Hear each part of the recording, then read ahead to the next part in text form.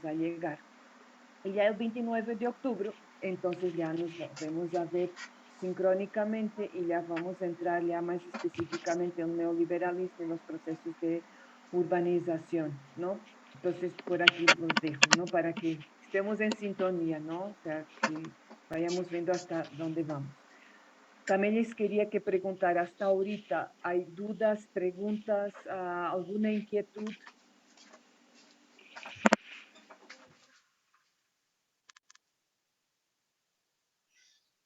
¿Alguna cosa que no quedó muy clara que ustedes quieran repasar o también algún comentario?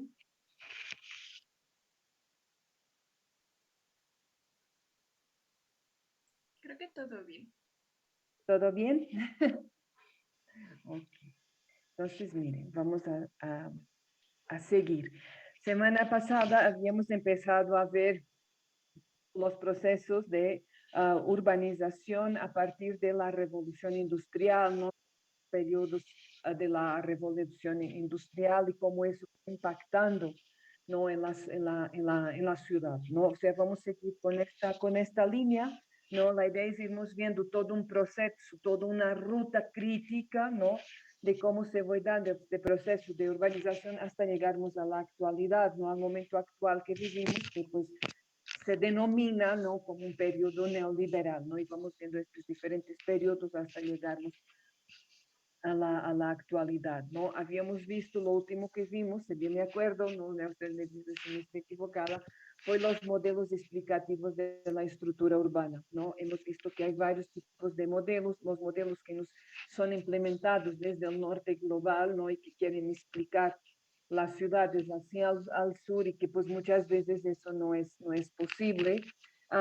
Y también modelos explicativos ya más hacia el sur global, pero si ustedes se dan cuenta, también hay una imposición del marco de la hegemonía desde el norte global, por ejemplo, lo que habla Manuel Castells y Jordi Borja. Se me fue la onda de preguntarles si ustedes ya van ubicando estos nombres, si estos nombres les van ya diciendo cosas. Luis Uníquel, Aníbal Quijano, Paul Singer, Henri Lefebvre, algunos son latinoamericanos. Luis Uníquel es latinoamericano, es mexicano, Emilio Tradiciones, Aníbal Quijano, Paul Singer, pero los demás no son gringos, ¿no? O europeos, como es el caso de Manuel Castells y Jordi Borja, ¿no? Entonces, todos ellos son marcos teóricos que permiten entender algunas consideraciones en términos de los procesos de urbanización. Aquí lo que tenemos que tener cuidado es ver desde dónde ellos lo están planteando, ¿no? Y qué tanto se aplica al contexto latinoamericano, ¿no? Eso es importante. Bien, vamos a empezar aquí con esta parte, es un seguimiento, ¿no? De lo que habíamos visto. Por favor, no duden en detenerme cuando quieran preguntar algo, algo que no les quede muy claro, ¿no? Entonces, ¿cómo es que este proceso, ¿no? Ya habíamos visto en el marco de los modelos, ¿no? De ciudad, los modelos explicativos, ¿no? Pero ¿cuáles son los factores de crecimiento que marcan así las ciudades en el sur global, ¿no? Entonces, hay autores que definen dos fenómenos o dos factores, ¿no? Uno de ellos son los procesos que inciden en la desestructuración de las áreas rurales, las monoculturas. Este es un factor que no ha sido solo a nivel latinoamericano, también ha tenido impacto sobre todo en el sur de Europa. No, estamos hablando de países como por ejemplo Portugal, España, Italia, ¿no? Que es la cuestión de la monocultura. La monocultura lo que lleva tiene que ver con las propiedades, las grandes propiedades, ¿no? Y los grandes hacendarios, podríamos decirlo así, ¿no? Esto implica problemas a otros niveles, ¿no? Si ustedes lo ven desde el punto de vista, no sé, de la arquitectura de paisaje, ¿cuál es el problema de la monocultura?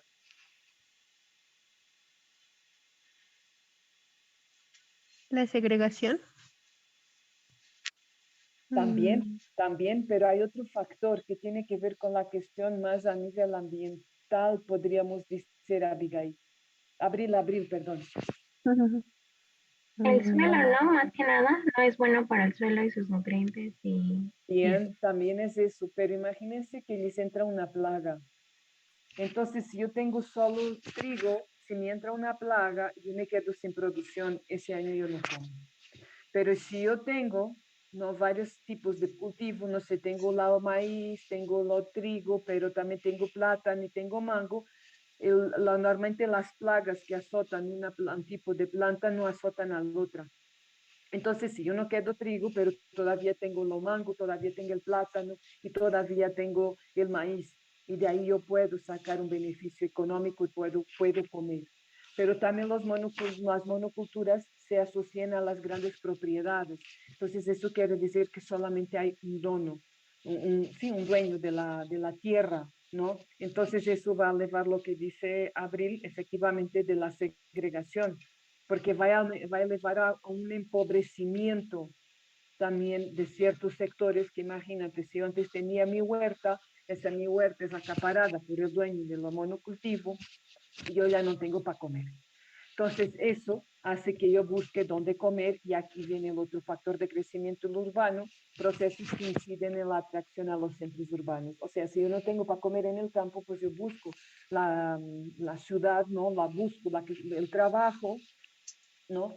Para poder sobrevivir. Ya vieron que realmente estos son procesos que se van dando a par. O sea, no es casual que cuando deje de haber una política que va hacia el campo, hay una política de cambio de la estructura de producción, se asocia, ¿no? Con la llegada de gente a la ciudad. ¿Por qué? Porque en este caso necesitábamos mano de obra para trabajar en la industria, ¿no? Porque vivimos en un proceso de revolución industrial. Esto es muy importante, ¿no? Y esto, miren, esto es otro elemento que para ustedes como arquitectos paisajistas a la hora de ordenar el territorio tienen que considerar esto. No monoculturas, tenemos que tener una diversidad de culturas, no porque se pasan ciertos accidentes y que haya mayor diversidad para que la gente pueda sacar provecho. Incluso si ustedes se dan cuenta, normalmente los territorios son diferenciados en términos términos del suelo, por ejemplo, ¿no? Entonces eso también ya nos está dando una base para establecer patrones diferenciados en términos de los cultivos, ¿no? Eso es realmente muy importante. Creo que en la carrera faltaría algo de eso, agrícola, ¿no? Algo de agrícola o agroforestal, ¿no creen? Porque también es parte del papel que debería desempeñar el arquitecto de paisaje en términos del ordenamiento. Entonces, estas dos políticas fueron muy importantes. Esto también que hace que haya un abaratamiento del suelo agrícola. Si ustedes se dan cuenta, esto no es algo que sea solo en este tiempo, esto es algo que es actual. El suelo agrícola en la actualidad no vale nada, nada, es muy, muy barato. Por eso las grandes inmobiliarias como Casa Sara, como Casas Geo, ¿no? ¿A dónde van a construir? En las periferias, normalmente donde es suelo agrícola, ¿no? Porque es muy barato, ¿no? Y fácilmente se hace un cambio de uso de suelo, ¿no? Porque los gobiernos legitiman los déficits de vivienda, entonces como estoy legitimando que tengo un déficit de vivienda, entonces tengo que generar un cambio en términos de usos del suelo. Esto es muy grave, esto está generando consecuencias muy importantes a nivel de la segregación, como bien dice Abril, pero otro problema fuerte, Alejandra, no sé si estás por ahí, la cuestión de la soberanía alimentaria. Esto es gravísimo, gravísimo, gravísimo lo que está pasando. Estamos teniendo déficit de productos, solo que pues como nosotros vamos al súper y no nos damos cuenta, ¿no? Pero el hecho es que de aquí por un tiempo vamos a tener problemas fuertes en términos de ciertos productos que no vamos a tener, ¿no? Entonces, esto hay que empezar a pensarlo, ¿no? Entonces, estos fueron los componentes económicos, ¿no? Tiene un peso realmente importante, ¿no? Aunque intervienen también elementos de naturaleza demográfica, social, política y cultural, por supuesto, ¿no? O sea, todos estos cambios claramente generan patrones culturales diferenciados, ¿no? Porque, por ejemplo, las personas de las áreas rurales se tienen que adaptar, ¿no? Al estilo de vida de las ciudades, ¿no? Y muchas veces a un estilo de vida que es altamente pauperizado. Eso es muy, muy, muy fuerte, ¿no? Esto se asocia también, o esto ha generado un duplo circuito de la economía urbana, ¿no? Que viene en la modernidad, o sea, después con la revolución industrial se empiezan a reestructurar en las formas de hacer ciudad, ¿no? Pero también se empiezan a estructurar formas diferenciadas en términos del ámbito económico. Miren, si ustedes se dan cuenta, en realidad el motor que mueve las ciudades es la cuestión económica, ¿no? Ustedes lo piensan en la actualidad, se dan cuenta de eso, ¿no? O sea, cómo se va constituyendo la ciudad, cómo se va configurando la ciudad, ¿no? Tiene un sentido economicista, ¿no? Ciudades económicas, ¿no? Entonces, el primer elemento es este carácter fragmentario que va de la mano un poco con lo que dice Abril de la segregación, ¿no? Y esto tiene que ver con el sector moderno, o sea, las actividades industriales y terciarias donde existe, pero ahorita más que nada se está perfilando hacia el sector terciario, el sector de servicios y los distantes sectores. Esto va a llevar dos puntos, que esto, por ejemplo, esto no se da acá, esto no se eleva en el norte, que tiene que ver con el sector formal y el sector informal, no lo que no tiene cabida en esta formalidad, pero también tenemos que ver una cosa, la informalidad es parte de lo que define el sur global, ¿no? Y es esa informalidad que permite generar mayores riquezas, ¿no? Hacia adentro, pero también hacia afuera, ¿no? Ustedes saben cuántas familias detienen la riqueza de México. ¿Han leído por ahí algo?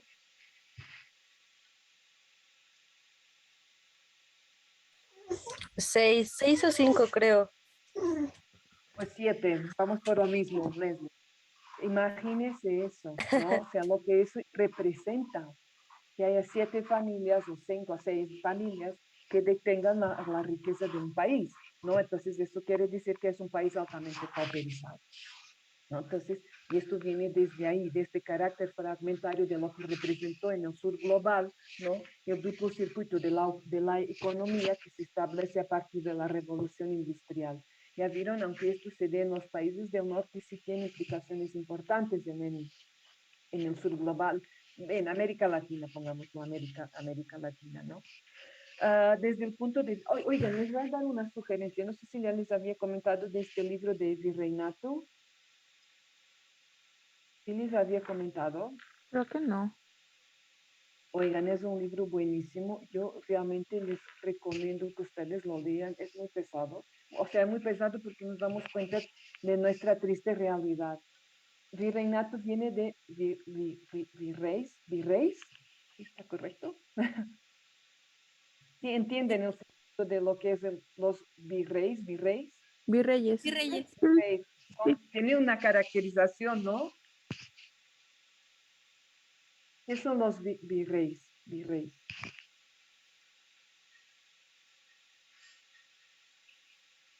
¿No saben? El Sí virrey saben. era el representante del rey aquí en la colonia. Pero eso también tiene otra significación más actualizada, ¿no? ¿No han escuchado hablar de Ah, mi ello? rey.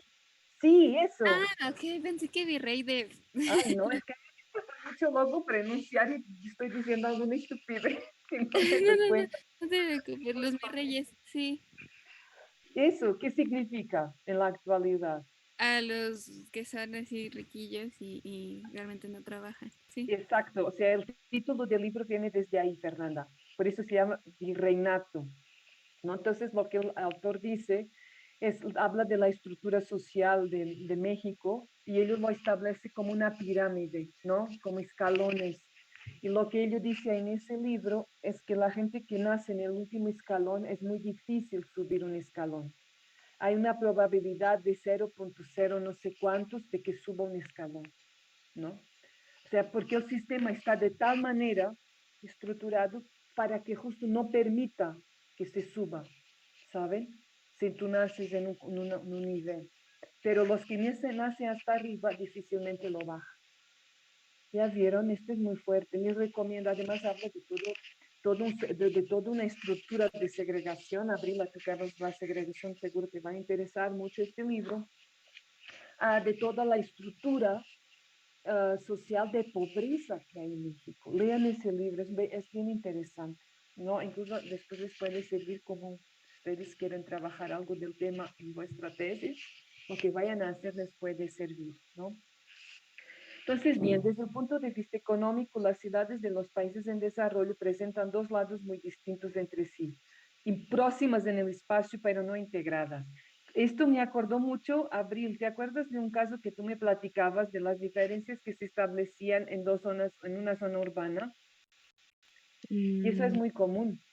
Ujú. Que ustedes tengan, ¿ustedes han visto la película esta de La Zona? No. Sí, Véanla, No. ¿quién la ha visto? Oh, se escucha todo. yo está, creo que, no sé si en YouTube, pero sí marca mucho como la desigualdad y la apropiación del espacio, los límites y los propios, bueno, algo que vimos en la clase pasada era autoridad y poder que se ejerce dentro de sitios delimitados. Entonces, sí está feo porque Véanla.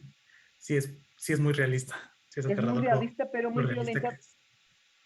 ¿verdad, Axel? Es como, es muy dura, vean. Y eso es lo que marca. O sea, si ustedes ven esa película, vamos a ver unas fotos más adelante, pero si ustedes ven esa película, van a ver cuál es nuestra realidad. O sea, y es lo que dice aquí, esta proximidad en el espacio entre dos zonas totalmente distintas, porque ahí lo que ellos muestran en esta película es un fraccionamiento cerrado de lujo que está pegado aquí a un asentamiento irregular, ¿no? A un tipo favela, ¿no? Los términos brasileños, están pegadas. O sea, lo que hace la diferencia es el muro del fraccionamiento de lujo. Y resulta que un día hay un temporal y hay un poste de luz que se cae de la favela, o sea, del asentamiento irregular, se cae y queda así pendido y se queda acostado al muro del fraccionamiento cerrado. Entonces, unos chavitos que andaban ahí jugando, pues se les hace fácil subir y se meten al fraccionamiento, ¿no? Y de ahí empieza todo el rollo de la película. Y no es solo ese rollo, es como hay una estigmatización de los niños por parte de la gente que vive en ese fraccionamiento. O sea, la fobia que la gente que vive en ese fraccionamiento tiene hacia los de afuera, ¿no? Y son niños, oigan, son niños, ni siquiera iban a robar, creo, ¿no? Axel, ya no me acuerdo bien, iban a ver qué onda, ¿no? Y acaban matando a un niño. O sea, la gente se vuelve tan neurótica en ese fraccionamiento, ¿no? Que lo acaban matando en la calle. O sea, dentro del fraccionamiento. Pero como eran ricos, no desaparecen nada y todos quedan impunes. Es dolorosa la película, ¿eh? Dolorosa, dolorosa, pero véanla. Y esto marca mucho. Este es nuestro, lo que marca nuestra urbanización, es lo que marca nuestras ciudades, son estas diferencias sociales tan fuertes, que no son solo sociales, si ustedes se dan cuenta, son diferencias espaciales muy importantes, ¿no? Ustedes no han visto esta foto de Santa Fe, que por un lado tenemos la Santa Fe nueva y la Santa Fe vieja, ¿no? Toda la urbanización precarizada sobre la barranca, y después del otro lado tenemos los grandes edificios. ¿No han visto esas fotos? O no sé si ustedes han ido para allá. Mm, Sí, sí conocemos. Bueno, la Y mayoría. no, ya vieron, eso es muy impactante. La primera vez que yo fui allá, yo no me daba crédito, es como, es tan diferencial, ¿no? Pero eso es lo que marca nuestras ciudades, ¿no? Y esto es muy importante, ¿no? Que lo que les digo aquí. El primero, ¿no? Es actividades que se desarrollan en el seno de organizaciones públicas y privadas más o menos eficaces, ¿no? Así está establecida nuestra economía, pero sustancialmente similares a las organizaciones homólogas de los países desarrollados. Y el segundo son actividades de servicio desarrolladas por particulares o pequeñas unidades no formalizadas, por veces estructuradas en bases de barrio o étnicas, o de raza, en nuestro caso, ¿no? Entonces aquí tenemos un duplo circuito urbano en el sur, ¿no? Por un lado, las actividades modernas que están ligadas al norte, y por otro lado, la naturaleza informal interna que es propia de nosotros. O sea, esta idea de la informalidad de los asentamientos regulares es propia de América Latina, ¿no? Esto no existe en el norte. Entonces, ¿Ya vieron? Pero lo más interesante es esto, es como estas actividades modernas son las que están ligadas a los circuitos económicos globales, ¿no? O sea, cómo explotan nuestra riqueza. Si ustedes van a Reforma, ustedes se dan cuenta, la mayoría de las empresas que están sobre Reforma son empresas transnacionales. Si ustedes van a Cancún, se van a dar cuenta que la mayoría de las cadenas hoteleras son extranjeras. Este es este circuito. Y después, claramente, tenemos Tepito y toda más, es mucho más amplio que Tepito, pero Tepito es un ejemplo de cómo tenemos la otra naturaleza, ¿no? Entonces, tenemos dos naturalezas completamente desiguales, ¿no? Y esto es es el marco más, ¿cómo decir? Lo que caracteriza nuestras ciudades, pero también lo que marca una desigualdad tan profunda, ¿no? Esto también se establece, ahorita yendo un poco atrás, no solo en el ámbito del sur, sino del norte, ¿no? O sea, vemos cómo vienen los modelos desde el norte que se anclan desde la revolución, que se anclan desde el norte global, ¿no?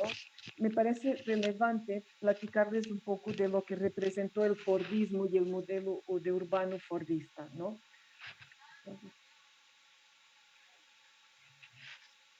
El modelo urbano fordista viene del Fordismo. Yo no sé si ustedes ya escucharon hablar, si este nombre les dice algo.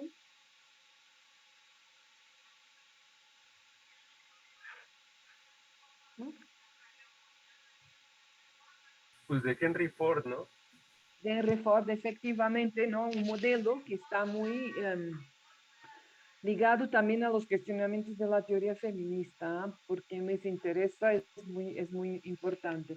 El modelo fordista surge en el marco de la revolución industrial, ¿no? Y es un sistema de producción industrial en serie, ¿no? Que se da antes de la Primera Guerra Mundial, o sea, viene desde el ámbito de la revolución industrial y se llama fordista porque viene del Henry Ford. Henry Ford era un empresario, ¿no? De la industria Ford. ¿Se ubican a Ford? A qué es? Sí, Sí. sí, los automóviles. De los automóviles, efectivamente, ¿no? Y entonces lo que hace esta cadena de producción en serie que hace que se pueda producir más a bajo costo, ¿no? Pero esto es muy interesante, ahorita vamos a ver por qué. El término Fordismo fue acuñado por Antonio Gramsci. ¿Han escuchado hablar de Gramsci? Es un filósofo marxista. Yo les recomiendo también que lean porque es muy interesante porque él habla del poder y de la ideología, ¿no? De cómo nosotros estamos metidos dentro de un sistema que no nos damos cuenta que somos altamente controlados. También desde la teoría feminista se hace mucha referencia a Gramsci, ¿no? Porque les interesa, ¿no? Pero aquí lo interesante de este modelo fordista es que este modelo fordista no es que se establezca únicamente hacia la división del trabajo, hacia la fábrica, es que este modelo fordista se establece hacia la ciudad, ¿no? Por eso es importante que lo revisemos porque marca también un modelo de urbanización, ¿no? Bien. Y solo centrada en el modelo fordista consiste en una centralidad en el trabajo, ¿no? El trabajo se considera como elemento central en la vida de las personas. Estos se realizan a partir del trabajo estable, emergido y asalariado. Ahorita vamos a ver. ¿Dónde se da esto? En la gran fábrica. La fábrica se vuelve fundamental. Junto a la administración como gran contratante de mano de obra, es el referente que articula el concepto de trabajo seguro. La gran fábrica es el resultado de la ampliación de un proceso de concentración en todos los ámbitos. La tecnología, las inversiones, los saberes, las capacidades. ¿Ya vieron cómo la fábrica se vuelve tan importante? Por otro, la pertenencia de clase, perdón. La ideología y el concepto de clase se generan dentro de la fábrica y no al revés, ¿no? Por eso ya están viendo, por eso es acuñado el Fordismo por Gramsci, porque Gramsci trabaja la ideología. El concepto de clase social era uno de los elementos importantes para la configuración de la identidad de las personas. Por otra parte, la tecnología, son estos 4 elementos que definen el modelo fordista. Se centra casi exclusivamente en la forma de tratar eficazmente las materias primas para transformarlas en productos de consumo. Sin embargo, este modelo fordista, de lo que es 10, trae con ello un modelo de urbanización. Sea Henry Ford también empieza a establecer como, podríamos decir, no son ciudades, porque acaban siendo ciudades dormitorios para los operarios, ¿no? Y que muchas veces no estaban cerca de la fábrica, estaban un poco alejadas de la fábrica. Entonces hacen estos modelos de urbanización de vivienda para operarios. Pero si ustedes se dan cuenta, esto trae, ¿cómo decirles? Agua con, no, ¿cómo es? Atole con el dedo, sí, podríamos utilizar ese término. ¿Por qué? Porque este modelo, o sea,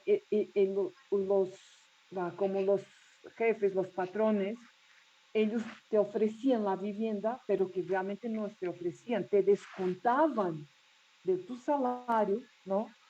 Lo que te tenías que pagar de renta o de compra de esa vivienda. Y también los bonos de comida, que no eran bonos de comida, también te los descontaban. Entonces ya vieron que esto para los grandes empresarios era triplemente ganancia, porque ganaban con el trabajo, aunque era salariado y supuestamente tenían beneficios sociales. Por otra parte, también ganaba con la vivienda y por otra parte también ganaba con la alimentación. Y por otra parte ganaba con otra cosa. Si ellos hacían los barrios operarios lejos de las fábricas, ¿qué implicaba?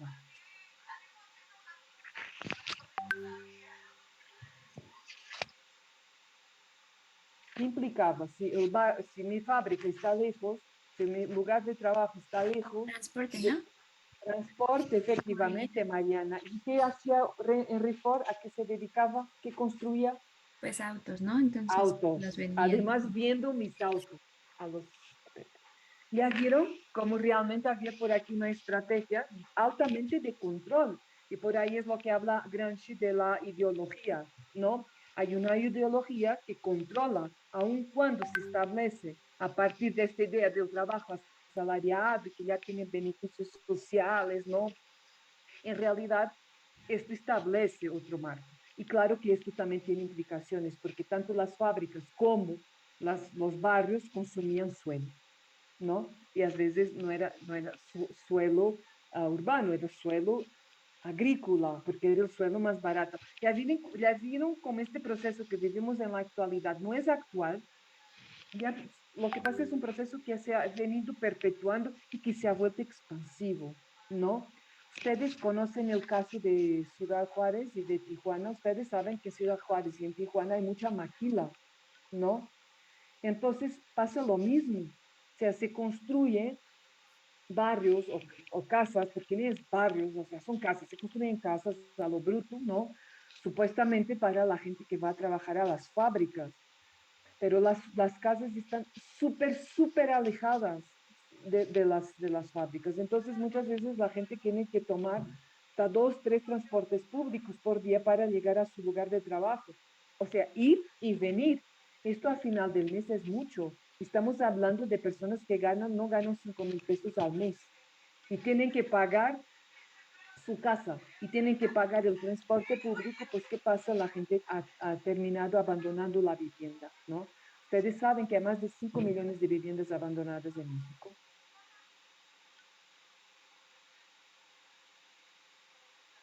¿Sí?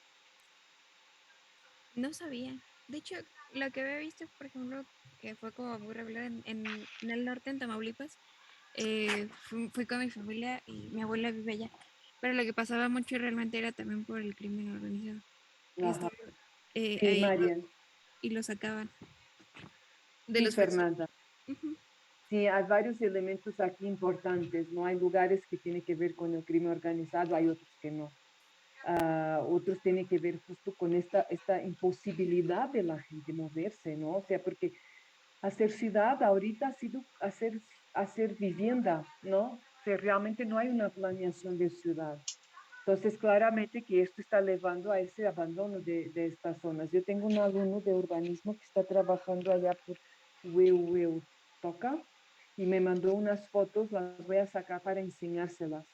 Parece tierra de nadie, ¿no? Parece tierra de guerra, una cosa así, ¿no? Es muy fuerte, es muy, muy fuerte, ¿no? Mire, esto es muy importante para que ustedes vean cómo se fue elevando la tasa de urbanización, ¿no? Y cómo justo la revolución industrial marca un cambio importante en términos de la población urbana, de la tasa de urbanización y de la tasa media anual, ¿no? Miren, estos datos son bien interesantes, ¿no? Y cómo llegamos a 1980 con una tasa de urbanización de 66,7%. Esto es muy alto, muy, muy alto. No, pero también podemos ver aquí en 1910, 30, miren, cómo se eleva también, ¿no? Y tiene que ver justo con el modelo fordista de producción, que ya viene desde el ámbito de la revolución industrial.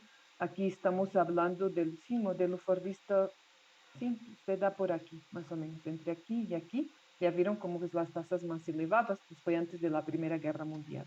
¿Ya vieron? Que pasamos, aunque, mire, de 1850 a 80, ya vieron cómo se incrementó bastante la población urbana y la tasa de urbanización. Fue cuando se dieron los valores más altos en poco tiempo. Entonces, esto ha llevado a un crecimiento urbano exponencial, ¿no? Y ahorita vamos a ver también esto de las olas largas del desarrollo industrial, ¿no? Entonces, esto de las olas largas del desarrollo industrial que está asociado con este urbanismo fordista, que ya vimos lo que era, es los urbanismo que se establece esta configuración de ciudad en torno a la fábrica, ¿no? Y cómo se van generando estos barrios operarios que todavía existen. Algunas ciudades en el mundo todavía tienen estos barrios operarios. Y creo que México también, ya poco, ¿no? En las zonas que ya fueron, ya muy poco realmente. Pero algunas ciudades todavía conservan estos barrios operarios. Por ejemplo, Barcelona todavía tiene estos barrios operarios. Son casitas chiquititas, claro que no tienen ascensor, por supuesto. Las personas muy mayores que viven ahí y muy alejadas de la ciudad. Entonces, bien, esto aquí hablamos cuando hablamos de las olas largas del desarrollo industrial, ¿no? Hablamos de un crecimiento urbano exponencial. Kodatriev habla de que estas olas largas del desarrollo son de 50 años. O sea, tenemos una ola larga de 50 años y después tenemos un proceso de recesión, ¿no? Y esto está asociado a los ciclos de la economía mundial, ¿no? Y a los ciclos de innovación tecnológica, ¿no? Se pueden dividir en 4 fases, ¿no? Así, o sea, las olas largas. Ustedes van a ver cómo hacer. La primera es la fase innovadora. Innovación aparece por primera vez y coincide frecuentemente con un periodo de estagnación económica. En estas condiciones, algunas empresas, para reaccionar a la crisis depresiva, invisten más intensamente en la investigación y procuran introducir innovaciones relativas a los bienes productivos. Después de la innovación viene la fase expansiva, adopción creciente de la innovación por parte de otras empresas. Esta renovación tecnológica contribuye para revitalizar los mercados y toda la economía se recompone en movimiento a ritmo acelerado. Después viene la fase de maturidad y finalmente la fase de estagnación, cuando la tecnología ya parece estar obsoleta, un crecimiento, recesión. Claro que esto pone en peligro a las empresas y crea las condiciones para el inicio de un nuevo ciclo. Así pasa, los ciclos económicos son crecientes, decrecientes, crecientes, decrecientes, así, porque no puede ser siempre creciente si no tenemos una sobreacumulación. Entonces necesitamos periodos de recesión para cuando volvamos a subir, pues volvemos a subir en otras condiciones. Ustedes vean, por ejemplo, la cuestión de la tecnología, ¿no? Como después sacan un celular, no sé, súper, ¿no? Pero ese celular después empieza a deteriorarse porque ya están preparando uno que ya hace muchas más cosas que el otro, ¿no? Esto para dar un ejemplo. Y así pasa con las empresas, y así pasa con las economías. Miren, un ejemplo muy interesante que les quiero dar, mucho más reciente, es el caso justo de Barcelona. Am, Barcelona tuvo un boom muy importante en los años 90 porque fue cuando fue sede de los Juegos Olímpicos en 1992. Igual ustedes no eran nacidos, ¿o sí? No, todavía no. Híjole, Carlos. Mariana, híjole. Y a mí me parece que fue ayer, ¿no? Híjole, estoy haciendo vieja. Con la sede de los Juegos Olímpicos entra todo un proceso de reestructuración urbana de la ciudad, ¿no? Am, y así fue exponencial, ¿no? Exponencial a muchos niveles llegó mucha mano de obra, claramente mano de obra de Centroamérica, barata, sin papeles, ¿no? Ustedes van a ver la película y ya también van a tener que hacer un ejercicio de esa película, porque no les voy a ahondar más. Um, después, estamos hablando también de 2008, ya vieron que 2008 fue muy difícil, ¿no? En 2008 la ciudad y todo su proceso de crecimiento entra en decrecimiento, ¿no? Las gentes empiezan a regresar a sus países, ¿no? O sea, la mano de obra barata, sobre todo en Centroamérica. Y ahorita está nuevamente en un proceso de revitalización de la economía en Barcelona. Entonces ya están hablando, ya están con procesos de marketing urbano. El marketing urbano es muy importante para generar nuevamente un ciclo, ¿no?, de expansión de la ciudad. Y ese ciclo claramente pasa por eso que estos cuatro elementos que les estoy planteando. No sé si hasta aquí alguna duda.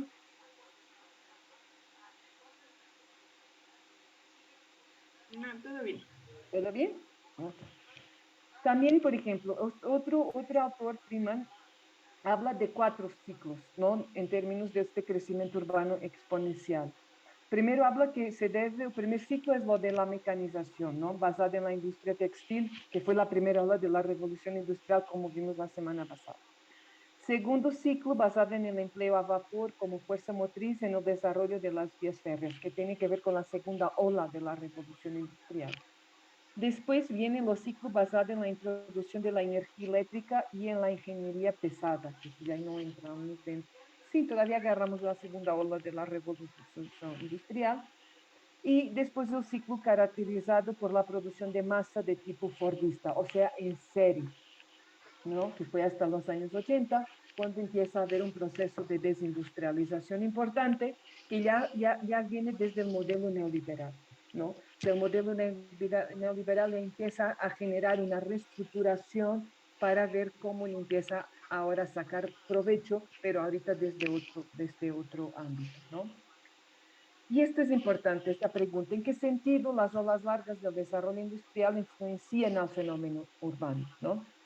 Para emplear una metáfora biológica, se puede decir que la ciudad actúa como un organismo complejo, seguramente sensible a los estímulos que recibe del exterior, pero como estos consiguen influir en su estructura, son metabolizados y se vuelven compatibles con las exigencias del propio organismo, ¿no?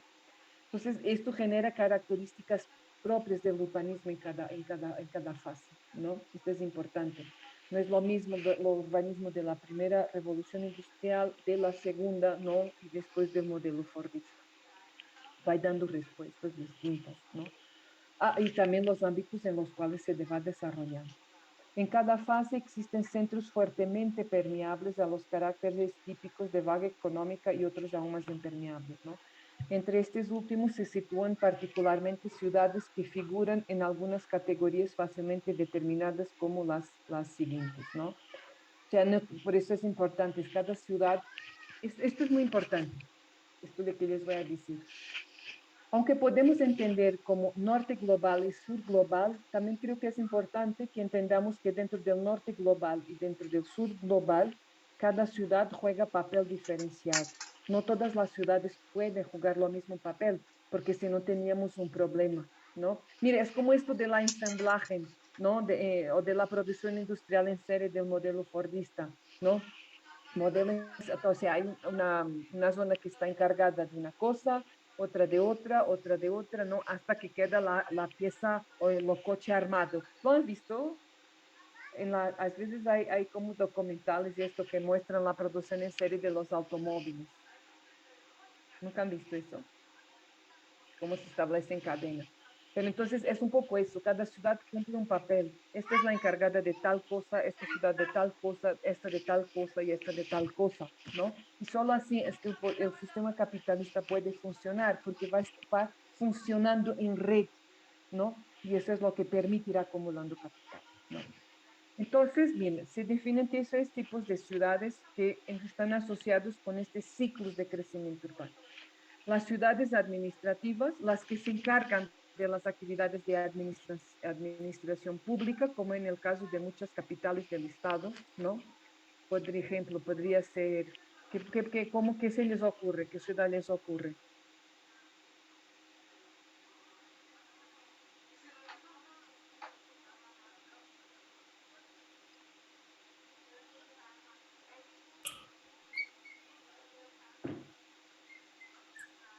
Comenten. Como Londres, efectivamente. Ustedes saben, no tengan problema de hablarlo, por favor. Como Londres, efectivamente puede ser. Después, ciudades de especialización permanente, sedes de instituciones culturales dotadas de historia secular como la religiosa, por ejemplo, Meca, Jerusalén, o universitarias, ¿no? Como Oxford, como Harvard, ¿no? Esas ciudades. Y capitales regionales marginales, ciudades en regiones excluidas de los principales ejes de desarrollo y con la función de centro principal de servicio de área. Podríamos considerar las ciudades del norte, por ejemplo, ¿no? Entonces, este urbanismo contemporáneo es una clave interpretativa de las teorías de los ciclos económicos urbanos. O sea, si ustedes se dan cuenta, las ciudades, o sea, si ustedes hacen un análisis urbano, están realmente haciendo un análisis político-económico, porque las estructuras urbanas no son neutrales. Las estructuras urbanas dan respuesta a un proceso político y económico, ¿no? Y siempre ese proceso político-económico es un proceso de control, es un proceso de poder, porque siempre estos ciclos económicos, ¿no? Siempre esto está generado por los grandes capitales, no hay que obviar eso, ¿sí? Eso es bien importante. Entonces, esto puede también ser una clave si alguien quiere hacer algún tipo de estudio sobre ello. O sea, las ciudades son el testigo de procesos, ¿no? Eso es importante. Después del periodo fordista y el papel en la ciudad, ¿no? Es un periodo de desarrollo mundial que va de los 30 a los 70, ¿no? Inicios en los años que preceden la Segunda Guerra Mundial y con las sociedades occidentales empeñadas en reaccionar a la crisis económica mundial, iniciada con el crash de la bolsa de Wall Street de 1929. Fecha simbólica, 1914, Henry Ford introdujo trabajo de 8 horas a $5 para los operarios de la cadena de montaje en Dearborn, en Michigan, ¿no? Esto es bien interesante, estas fechas, ¿por qué? O estos datos, porque esto habla de un panorama de asistencia social. 8 horas a $5, ¿no? En ese entonces era bastante, ¿no?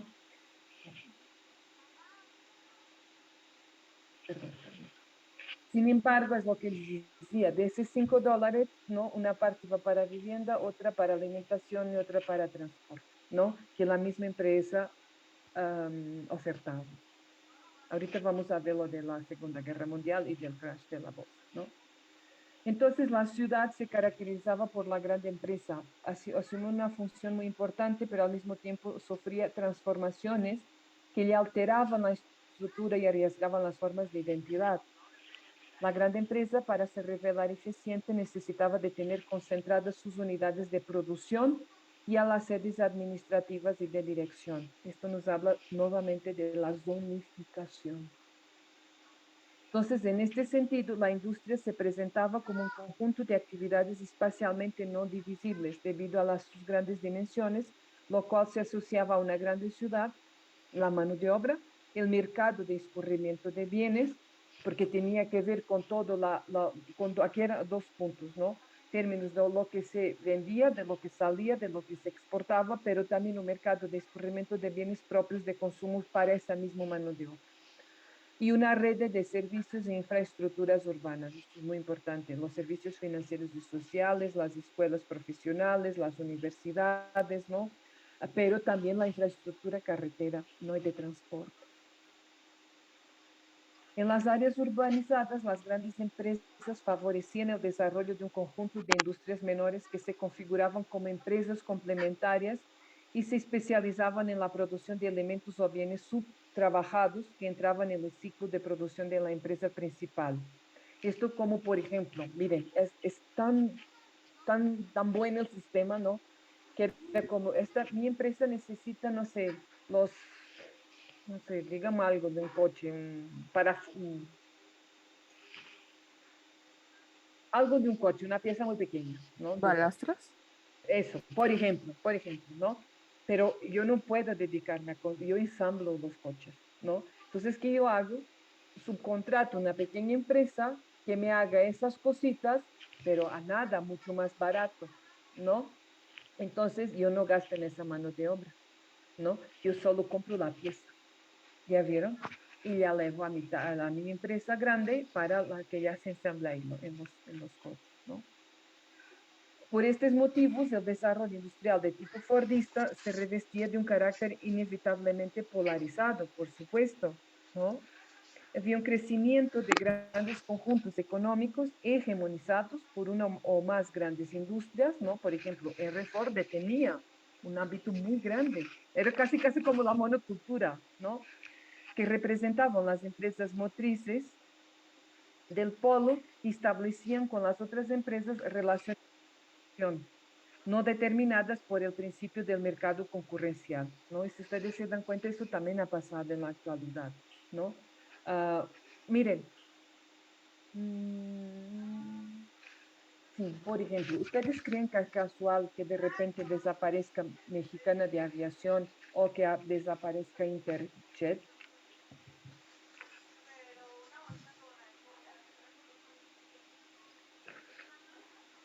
¿Sí, sí saben del caso?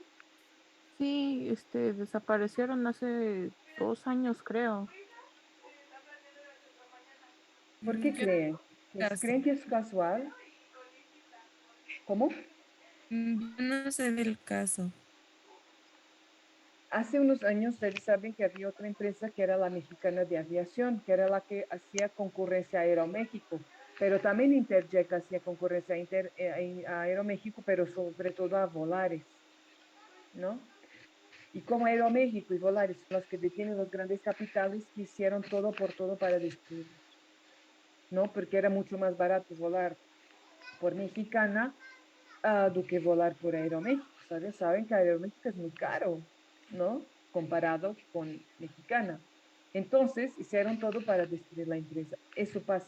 O sea, los grandes monopolios, ¿no? Tienen la capacidad de acaparar las pequeñas empresas, ¿no? De destruirlas o ponerlas a trabajar en su favor. Sí, Alejandra.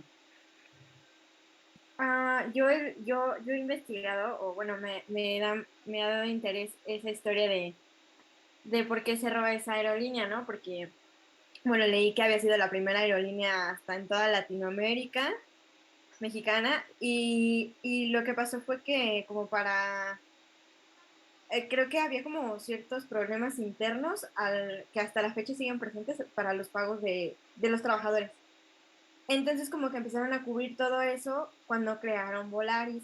Entonces bueno, como este trabajo que mencionas entre Volaris y Aeroméxico.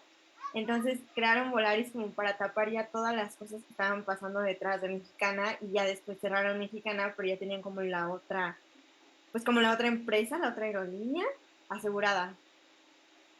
Así es, Alejandra. Muchas gracias, muchas gracias. Efectivamente, una que pudiera dar respuesta, ¿no? A ello. Entonces ya vieron cómo son grandes monopolios. Esto viene desde el Fordismo, pero se ha mantenido hasta la actualidad, solo que a otras escalas, ¿no? Entonces no es casual. Y si ustedes se dan cuenta de esto, de la construcción de los aeropuertos y todo eso, si quien está también ahí presionando son las aerolíneas para eso, ¿no? O sea, no es casual, ¿no? Siempre siempre los grandes monopolios van a tener la estructura principal, ¿no? Y siempre van a estar subordinando otros capitales de menor. Esto es muy, muy fuerte, ¿no? Entonces, ¿cuáles son las consecuencias de ello? Elevados costos sociales, ¿no? Flujos migratorios muy altos y la constitución de asentamientos irregulares, ¿no? Porque no estaba establecido un proceso de planeación para recibir tanta gente, pero tampoco había mucho interés en ello, ¿no? Porque lo que queremos, ¿no? Son condiciones de pauperización, gente con bajo capital que pueda ser más fácil de controlar y de dominar, ¿no? Posteriormente, el Fordismo representó durante cerca de 25, 30 años un modelo de desarrollo económico y social asaz, fuerte y creciente. Pero cuando su coherencia empezó a oscilar, se vislumbra que su éxito se apoyaba en un conjunto de condiciones que se establecían para un periodo corto de tiempo, ¿no? Como cualquier otro proceso. A nivel macroeconómico, figuraba un cuadro de estabilidad internacional formado en el final de la Segunda Guerra Mundial, con la hegemonía política y económica de Estados Unidos sobre el mundo occidental y la centralidad del dólar. Esto tampoco es casual. En este sentido, perdóneme, veo que hay por aquí muchos comentarios que no había visto. Sí, eso de los contrastes, ¿no? Que por súper bien se ve esa diferencia, ¿no? Antisemita. Los procesos de gentrificación, mira, en este caso no necesariamente, porque la zona que era de Santa Fe Nueva realmente eran basureros, no había ahí personas. Pero lo vamos a ver más adelante cuando veamos qué es la gentrificación, ¿no? Entonces, no se preocupen con ello. Para que quede más claro a qué nos referimos cuando nos hacemos referencia al proceso de gentrificación. Posteriormente, miren, frente a estos modelos fordistas, surge una nueva propuesta de ciudad. Ustedes han escuchado hablar seguro de Frank Lloyd Wright, ¿no? En arquitectura. Ustedes entraron directos, ¿no, verdad? ¿O ustedes tuvieron clases en arquitectura? Solo un semestre en arquitectura. Entonces no tuvieron historia de la arquitectura ni nada de eso. No, ¿No, verdad? Bien, Frank Lloyd Wright fue un arquitecto muy famoso, ¿no? Muy famoso del movimiento moderno. ¿Se ubican? Entonces, la propuesta de Wright era una ciudad, ¿no? Que se establecía y se configuraba de alguna manera a partir del modelo fordista, ¿no? Era como la ciudad utópica, algo así, ¿no? Que se llamaba Broad Acre City. ¿Han escuchado hablar de esto? ¿No? No. Y esto es una propuesta que viene después de la Grande Depresión, que ahorita también vamos a ver eso, y por eso el modelo fordista también se vino para abajo, ¿no? Miren, esta es una imagen, ¿no? Es como una ciudad, sí, idealizada, ¿no? Ustedes ven aquí, ¿qué ven en este esquema?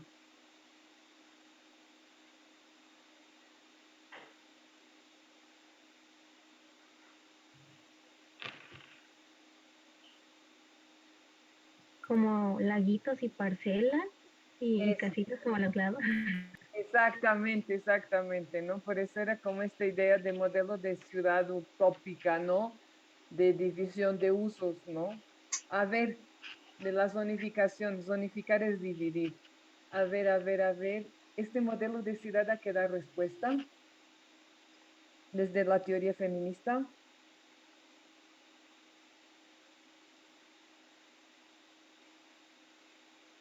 Digan, ustedes saben.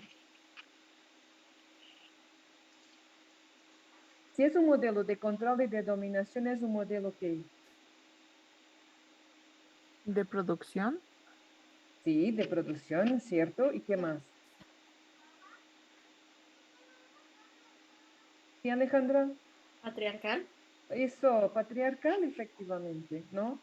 partiendo del principio que es un modelo de contradominación. Cuando se zonifica, eso se descontrola, se domina, ¿no? Este es un modelo totalitario, total, ¿no? De configuración de un modelo patriarcal, ¿no? Aquí miren este esquema me parece bien interesante. A ver, por aquí más comentarios. A ver. Sí, parece futurista. Exactamente, exactamente. ¿Ya vieron? Está completamente dividido por usos, ¿no? Cómo debería de ser la ciudad ideal, ¿no? Según Wright.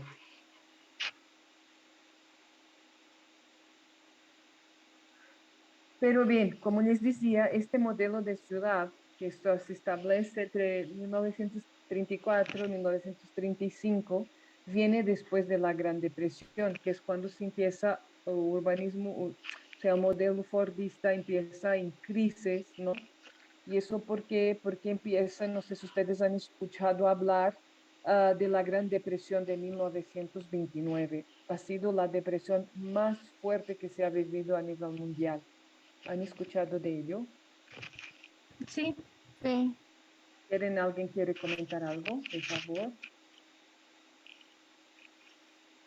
bueno, en cuanto a la producción, se, bueno, cambió mucho la producción a partir de ese punto.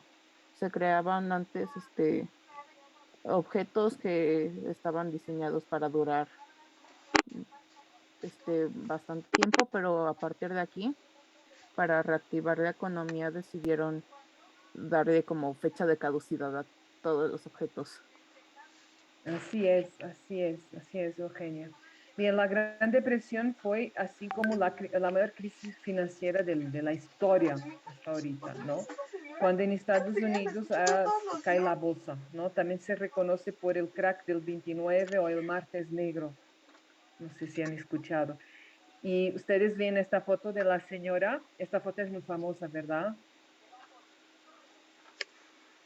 yo no la conocía. ¿No? Esta foto de la señora. No. Eso viene de la Gran Depresión. Esto fue gravísimo, ¿eh? Fue muy, muy grave. Entramos en una crisis mundial. Imagínense, cae la bolsa desde Estados Unidos, pues se va todo a volar, ¿no? Sobre todo en las áreas agrícolas, hay un excedente de producción que no tiene como salida, ¿no? Entonces, eso genera un empobrecimiento de las áreas rurales. Estas fotos de una señora de una área rural, ¿no? Y esta foto es justo en la bolsa, ¿no? Todo el rollo que se generó el pánico cuando cae la bolsa. Esto fue muy, muy, muy duro, ¿no? Esto generó un nivel de desempleo, miren aquí la gráfica muy fuerte y un nivel de pobreza y de hambre también muy fuerte, ¿no? Que se extendió a varios países, ¿no? Claro que esto posteriormente va a llevar a que a la Segunda Guerra Mundial, porque si bien Estados Unidos empieza a recuperarse, ¿no? Esto dio pauta en que en algunos países, ¿no? El estado de hambre y de pobreza hiciera surgir movimientos pues anarquistas, ¿no? Y movimientos autoritarios, como fue el caso de Alemania, donde aparece ay, ayúdeme, ahorita no, Hitler, ¿no? Y entonces, pues entonces entramos en la Segunda Guerra Mundial. Exactamente, Axel, producían más de lo que consumían, así es, efectivamente, hubo una sobreproducción y pues no había, no se podía vender los productos por la crisis, ¿no? Entonces eso llevó a una pauperación muy, muy fuerte, sobre todo del campo, ¿no? Y entonces, en este ámbito, que viene desde de la crisis del 1929, ¿no? Es cuando se empieza, viene posteriormente la Segunda Guerra Mundial, que es lo que les decía, porque algunos estados no pueden sobrevivir, o sea, algunos países no pueden superar la crisis del 29 y pues ya saben que es cuando es como lo de la especulación, ¿no? Cuando entramos en una crisis, ¿no? Quien tiene dinero se apropia de muchos elementos o de muchos bienes, ¿no? Y después cuando salimos de la crisis hay una ausencia de esos bienes, entonces yo tengo mucho, ahorita yo puedo especular porque los puedo vender muy caro, ¿no? Más o menos eso, ¿no? Entonces entramos en la Segunda Guerra Mundial. Esto a nivel de las ciudades fue muy, muy duro, ¿no? Yo no sé si ustedes han escuchado hablar de esto, o sea, si lo han visto a nivel del urbano. Hay algo que también les quería comentar, es que no sé si ustedes han escuchado hablar que ya en el ámbito de la Gran Depresión fueron más o menos 2 años, 3 años, ¿no? Se fue un periodo muy largo, o sea, esto, imagínense, o sea, 2, 3 años en este proceso de depresión, de hambre y de desempleo, esto pegó muy, muy fuerte, ¿no? Y en 1932 entra el presidente Franklin Roosevelt. ¿Han escuchado hablar? Sí. Y él lo que estableció lo que hoy se conoce como la New Deal, Nuevo Acuerdo, ¿no? Que fue una política intervencionista para ayudar a Estados Unidos a salir de la pobreza, ¿no? Y esto generó muchas políticas sociales, pero también aumentó el déficit público, ¿no? Y eso después va a generar muchos, muchos problemas. Pero bien, o sea, Estados Unidos se empezó a levantar de la Gran Depresión, pero países en Europa no se podían levantar de la Gran Depresión, ¿no? Entonces fue lo que hizo surgir, ¿no? El nazismo, en el caso de Alemania. Pero con la Segunda Guerra Mundial, pues muchas ciudades ficaron destruidas, sobre todo en Europa, ¿no? Aquí tengo un mapa para que veamos dónde hubo mayor implementación o mayor destrucción de las ciudades en Europa. Y esto va a llevar un segundo punto de crisis importante, pero lo que nos importa a nosotros es entender desde el marco de lo urbano, ¿no? Porque posteriormente esto va a llevar a la necesidad de una reconfiguración, una reestructuración de las ciudades, una reconstrucción en realidad, porque muchas ciudades se quedaron devastadas, ¿no? Y posteriormente, ¿no? Después de la Segunda Guerra Mundial se establece el Plan Marshall. ¿Han escuchado hablar de ello? Sí, que posteriormente surgió la ONU, ¿no? Exactamente, Todo esto. exactamente, ¿no? Y este es un programa que busca justo la reconstrucción de Europa después de la Segunda Guerra Mundial. Se llamaba European Recovery Program, ¿no? Pero fíjense, esto es muy importante, ¿ah?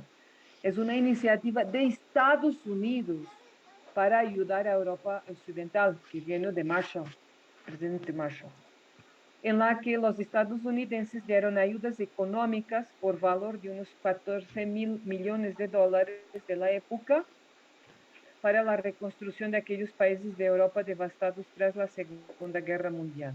El plan estuvo en funcionamiento durante 4 años, desde 1948. Perdón. Los objetivos de Estados Unidos eran reconstruir aquellas zonas destruidas por la guerra, eliminar barreras al comercio, modernizar la industria europea y hacer próspero de nuevo al continente. Todos estos objetivos estaban destinados a evitar la propagación del comunismo, porque ya vieron que teníamos Europa del Este, la Unión Soviética, ¿no? Lo que fue la Unión Soviética, que tenía una gran y creciente influencia en Europa de posguerra. Fíjense, esto es muy interesante. Miren, esto fue un cartel de la época, ¿no? Whatever the weather, the only reach welfare together. O sea, teníamos que construirlo juntos, pero desde Estados Unidos.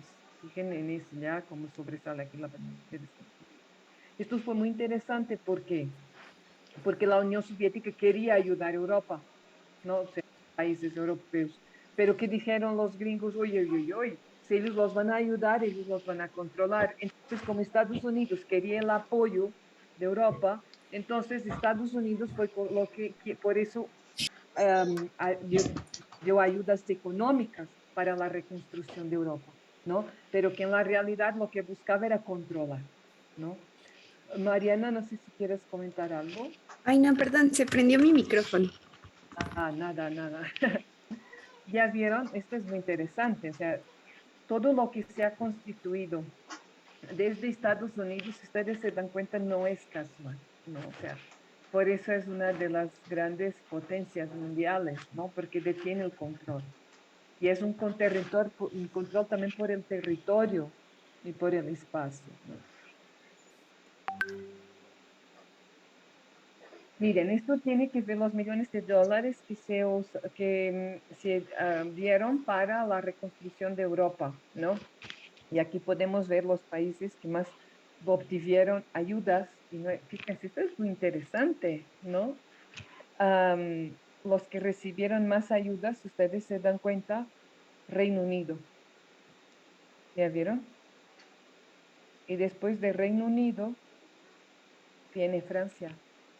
Y hoy son los que tienen más, son las mayores economías europeas. ¿Ya vieron?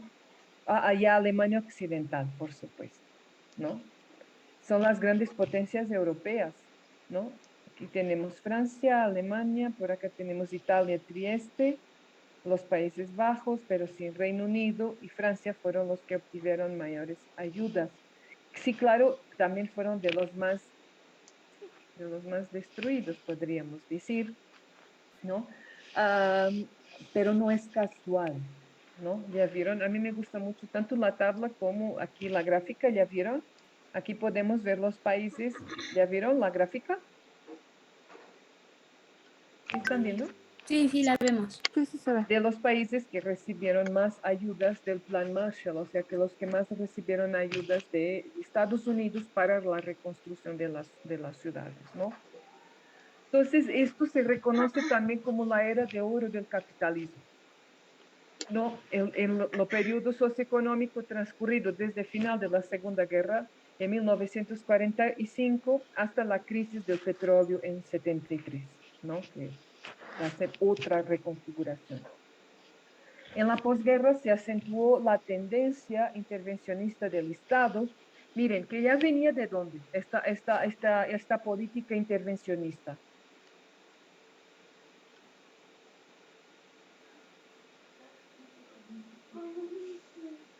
¿Mm?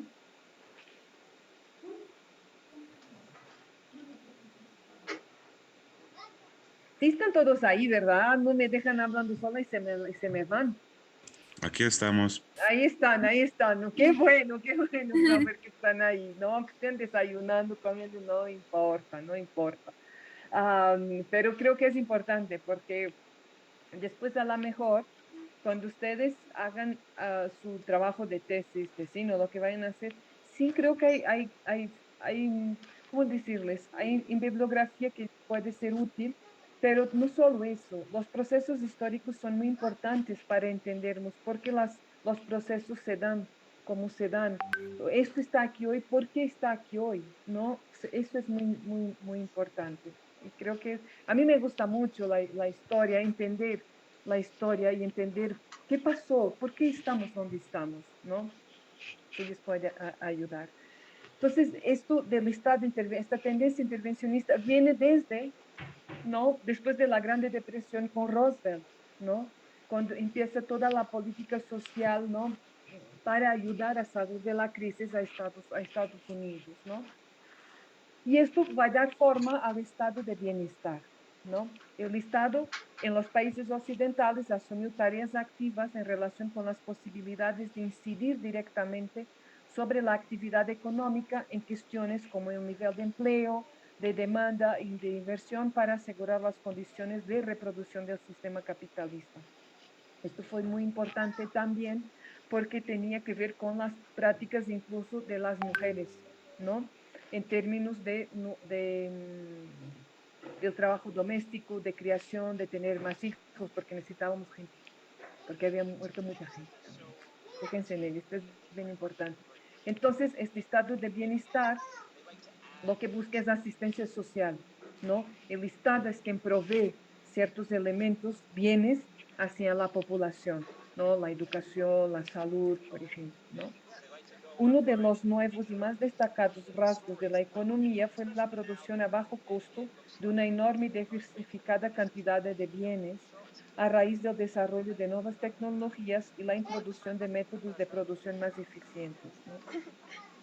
La consecuencia fue la necesidad de dar salida a estos excedentes de producción, para cual el desarrollo de la publicidad condujo a la consolidación de la llamada sociedad del consumo. Ya vieron cómo los procesos se van reconfigurando y vamos necesitando otros instrumentos, ¿no?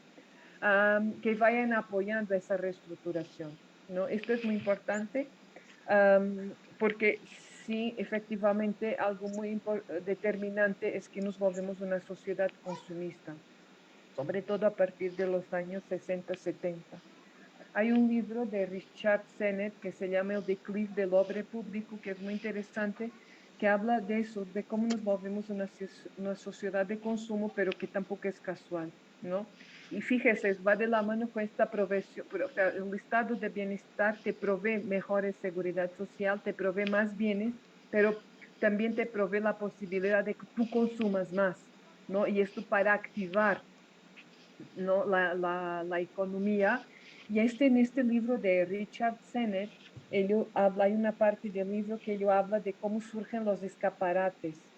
Justo los escaparates, ustedes saben que son muy importantes, porque es eso que es como el contacto directo de los bienes con los consumidores, ¿no? Hasta si ustedes, no sé si saben, hay toda una psicología de cómo deben estar los escaparates para que capten la atención, para que ustedes quieran entrar y quieran consumir y comprar, ¿no?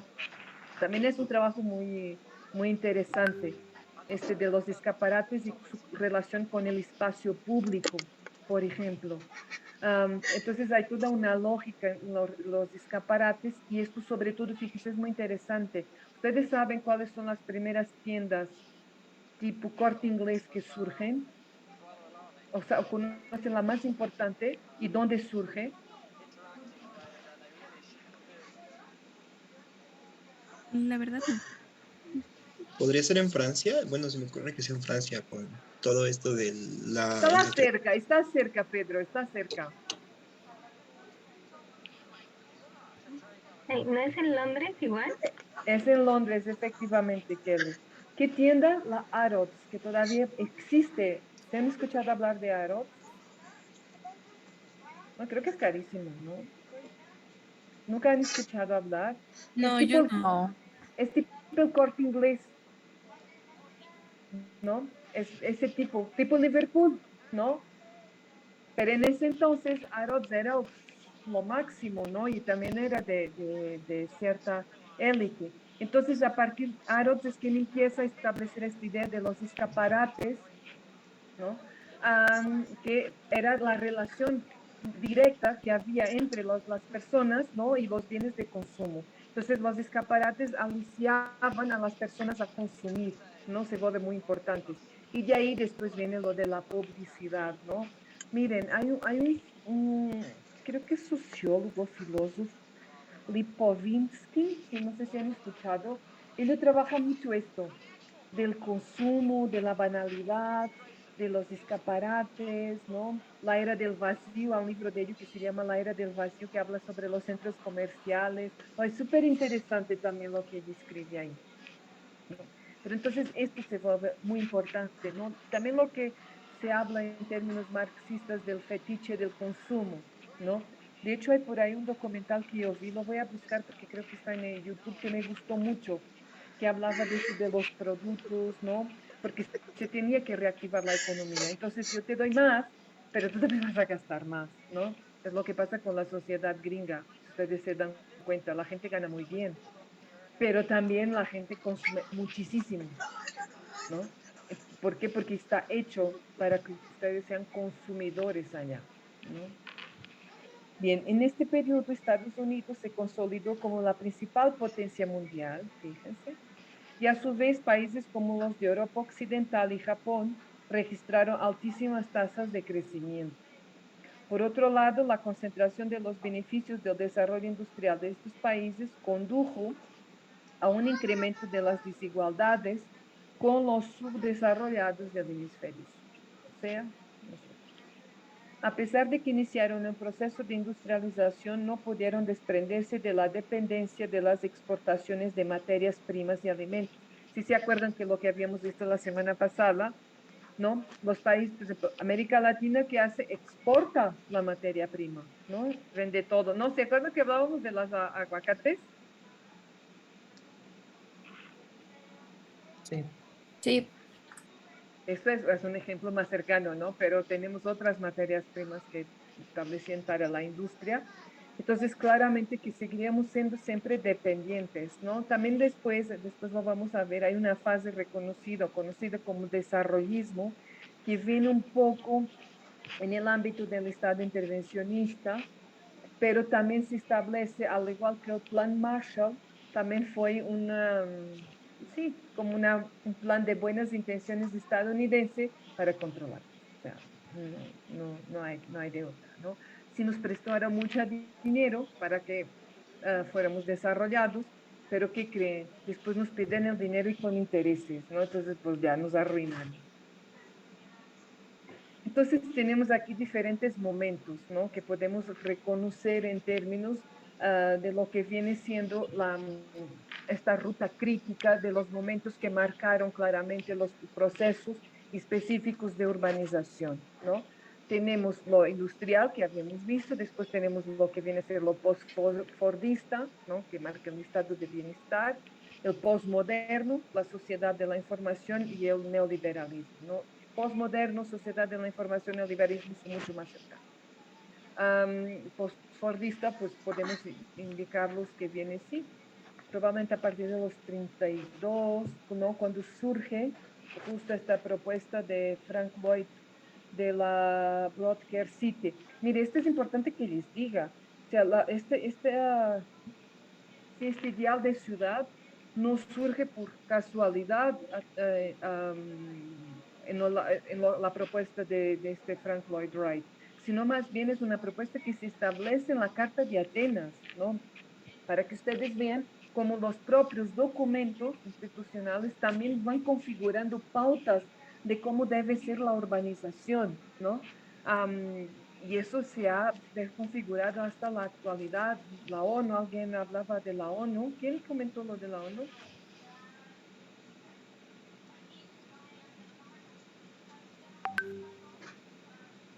Ya se me fue. Ya se me fue a dormir. ¿No? Entonces viene desde ahí.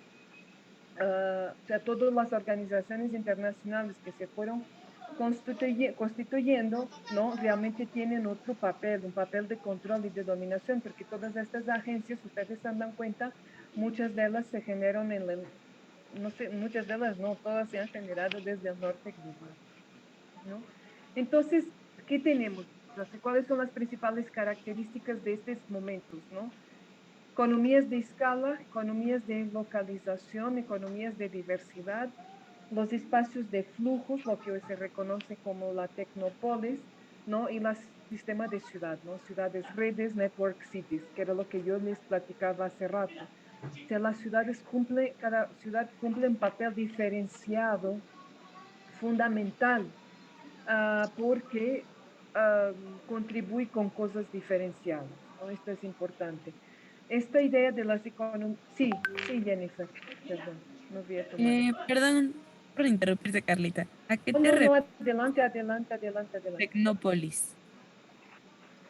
Son las ciudades que se establecen a partir de la tecnología, ¿no? Con lo impulso que se da a la tecnología, se habla ya de estas tecnopolis, que son ciudades que se establecen a partir ya de los flujos de la tecnología, que ya no necesitan las fábricas, ¿no? Porque ahorita todo se hace a partir de la tecnología y de los flujos, ¿no?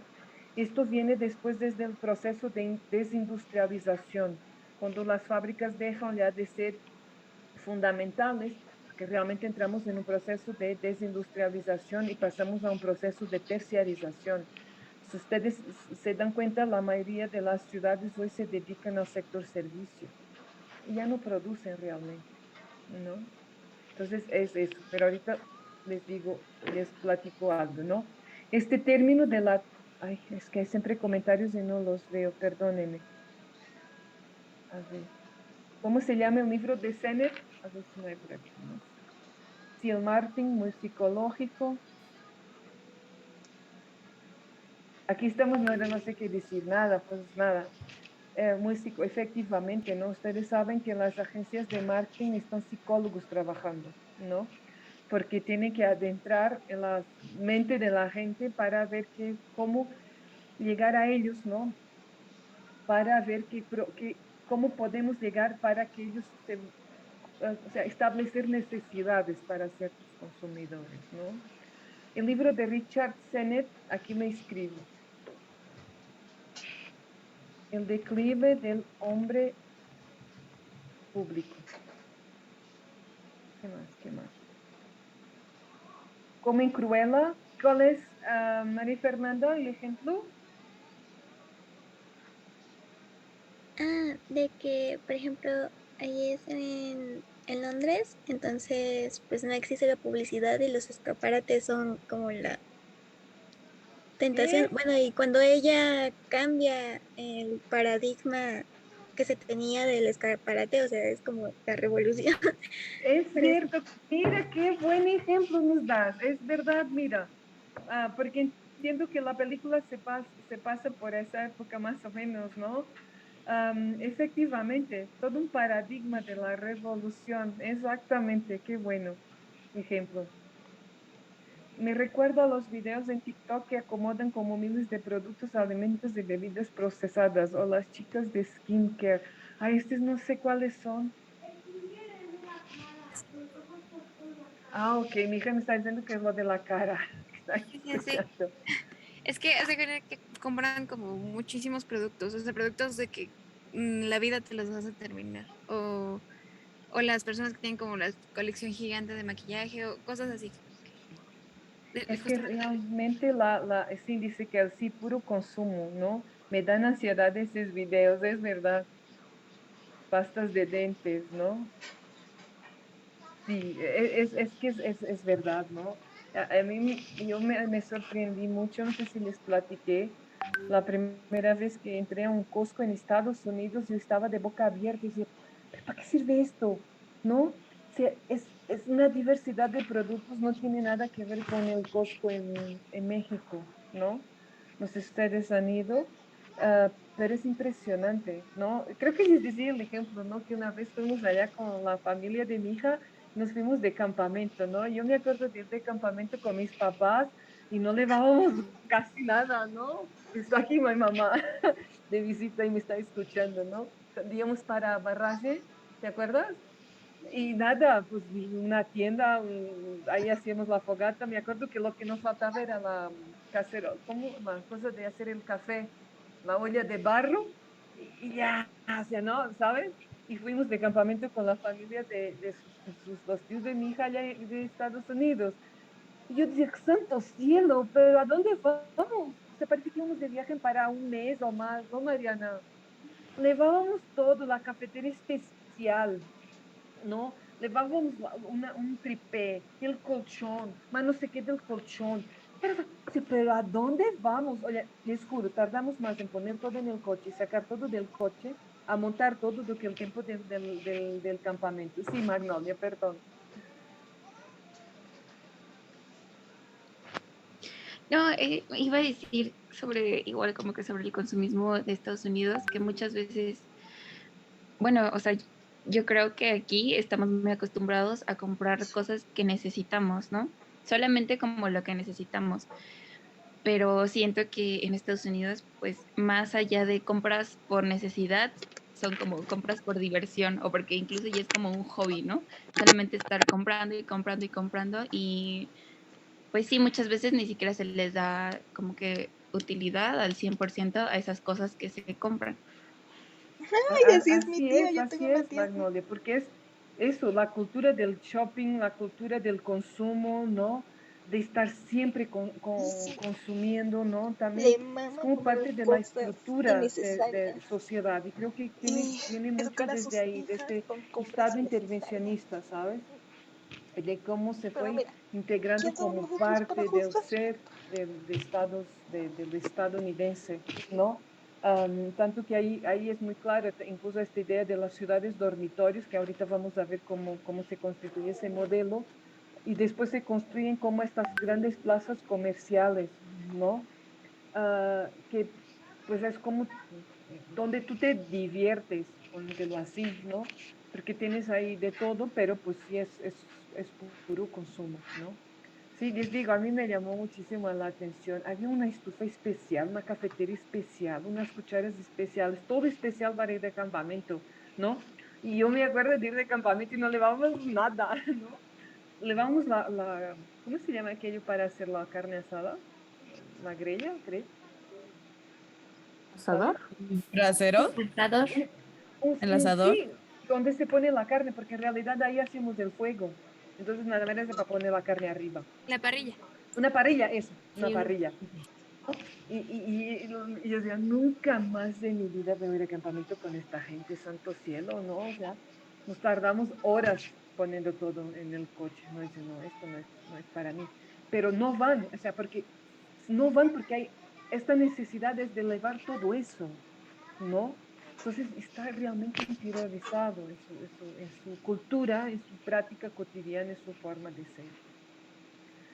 Se puede ver en eso de Richard Sennett, del quiz del hombre público, que ya ahí habla de la publicidad y los escaparates. Miren, eso es una tesis de investigación, ¿no? Si ustedes tienen interés, por ejemplo, la cuestión que se establece entre lo consumo y el espacio público, ¿no? Eso es muy interesante también. O miren, el Masaryk, por ejemplo, ¿no? Puede ser un tema interesante. Sí, Ronnie. Ay, es que ahorita me acaban de mandar una foto que dice que entrar a Costco sin membresía es justo como hablar de... ¿Sí me escuchó? Creo que estoy muy Sí, cortada. ahorita te estamos a escuchar. Inicialmente un poco cortada, pero ahorita ya te escuchamos. Ah, bueno, decía que me acaban de enviar una imagen que dice que entrar a Costco sin membresía es como ser indocumentado. Está bueno, está bueno. Sí es cierto, sí es cierto, ¿no? Eh, sí, es curioso, ahí nos compartes la foto, ¿no?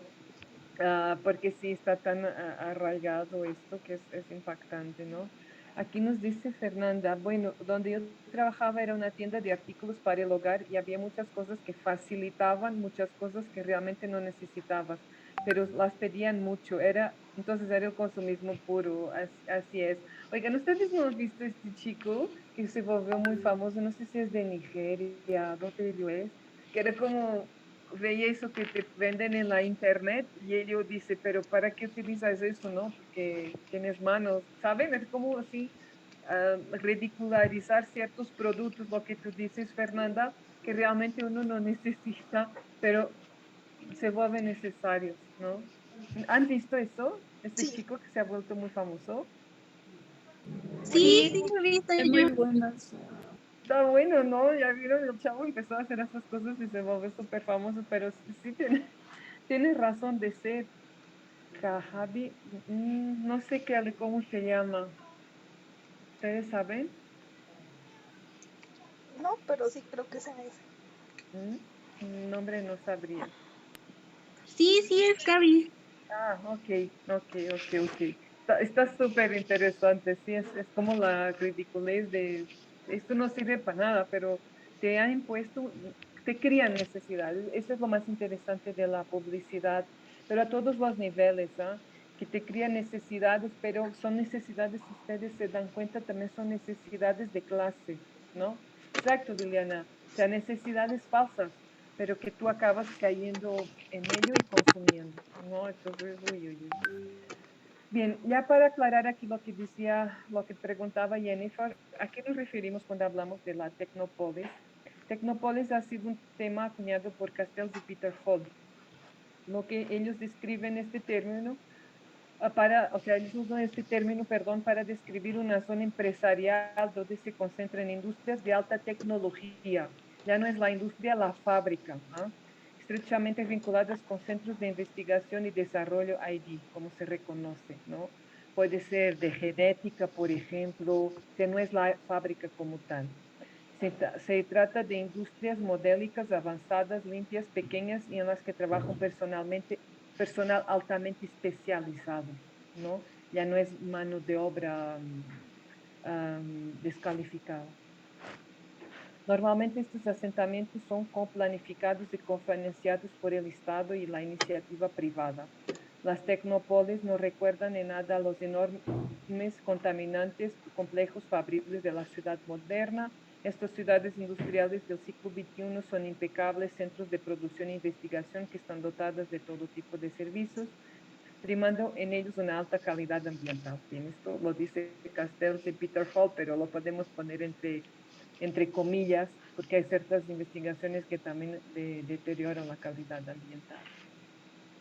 Entonces, bien, ¿a dónde vamos ahorita? A ver,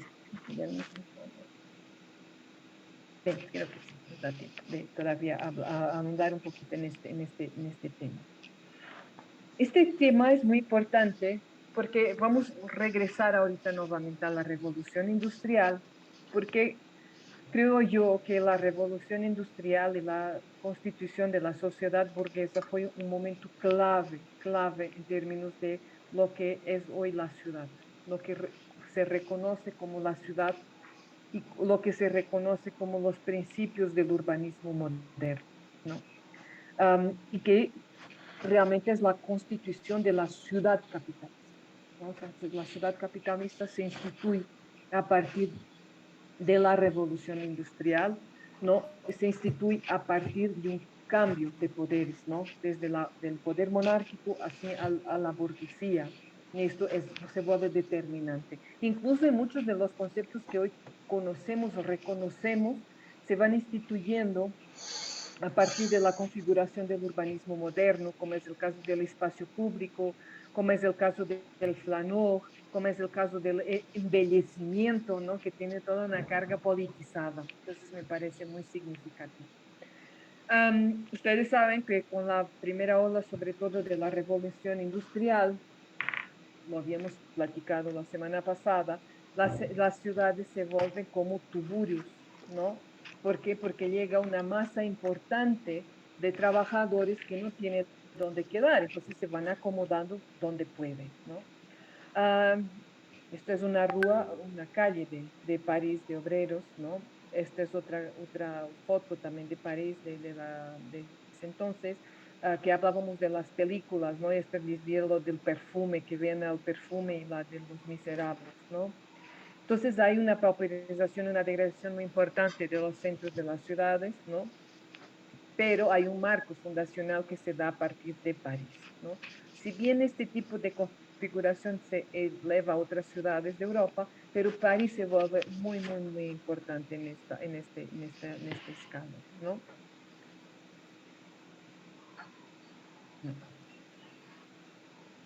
¿A qué nos lleva? O sea, ¿cuál es el principio básico de esta reconfiguración de las ciudades? Esto viene desde la Ilustración, ¿no? O sea, viene desde un movimiento social, ¿no? Que abnegaba el poder monárquico, el poder de los reyes, ¿no? Y defendían, ¿no? O sea, defendían lo público, ¿no? Defendían un poder que fuera democrático, ¿no? Entonces se empieza a generar todo un proceso, ¿no? De deslegitimación del poder monárquico, ¿no? Para que se pudiera instituir un nuevo poder. Ustedes saben que con la revolución industrial, la clase social más imponente y más importante fue ¿quién? Fue la burguesía, porque era la que se dedicaba al comercio, ¿no? Entonces, claramente que va a ser la clase que va a florecer y que va a empezar a tener más poder. Entonces, se empieza a establecer todo un discurso de legitimidad en defensa de lo público. Lo público como siendo el espacio por excelencia de la democracia, ¿no? El espacio por excelencia de la opinión pública, ¿no? Que normalmente se entendía la opinión pública como la opinión donde se establecían el Estado y los ciudadanos, ¿no? Y no un poder monárquico, ¿no? Donde las personas privadas se reunían en público. Entonces, esa esfera pública era la esfera que mediaba entre el Estado y la sociedad. Defender la esfera pública viene de un movimiento que se reconoce como ilustración, y la ilustración que buscaba la razón, ¿no? Ahí las que se han dedicado a las colegas, los colegas, no sé quién también pueda haberse puesto en ese ámbito, que haya leído un poco sobre teoría feminista. Creo que saben que el primer momento de la teoría feminista o de los movimientos feministas, desde el primer movimiento de la ilustración. ¿Sí? ¿Alguien ha leído algo sobre eso? Yo recordaba que tenía que ver después de la declaración, sí, pues tiene mucha relación de la Declaración de los Derechos Universales del Hombre, algo así, pues ahí surgió la mayoría, que fue como, o sea, solo es el hombre, o sea, ¿dónde está la mujer? Y según yo ahí fue donde surgió un poco más la teoría. Exactamente. Cuando se empieza a generar, o por lo menos donde se empieza a escuchar más la voz de las mujeres, ¿no? Que buscaba la igualdad, que la propia ilustración defendía, fíjense en ello.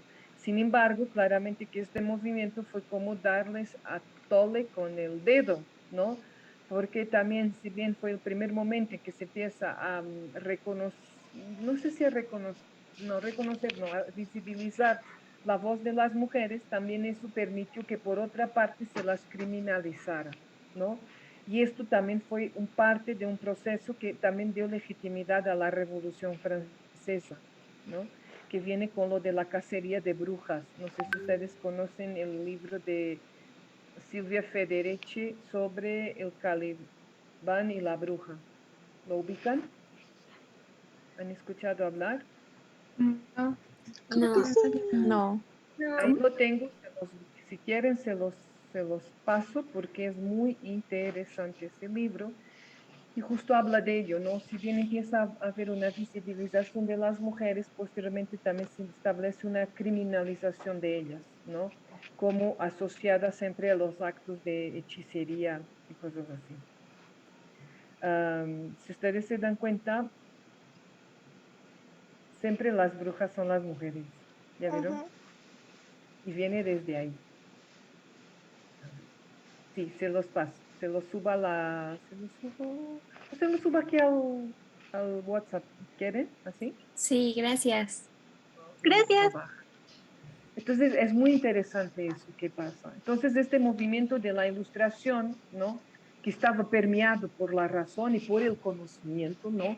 Que de alguna manera lo que establecían era una destitución de este poder monárquico, ¿no? Lo que, o sea, como su ideología, ¿no? Era disipar las tinieblas de la ignorancia de la humanidad mediante las luces del conocimiento y la razón, ¿no? El progreso como regla de oro para conseguir la meta de la ansiada felicidad del género humano, objetivo último de la perfección, resultante del optimismo que siempre acompañó los postulados del movimiento ilustrado.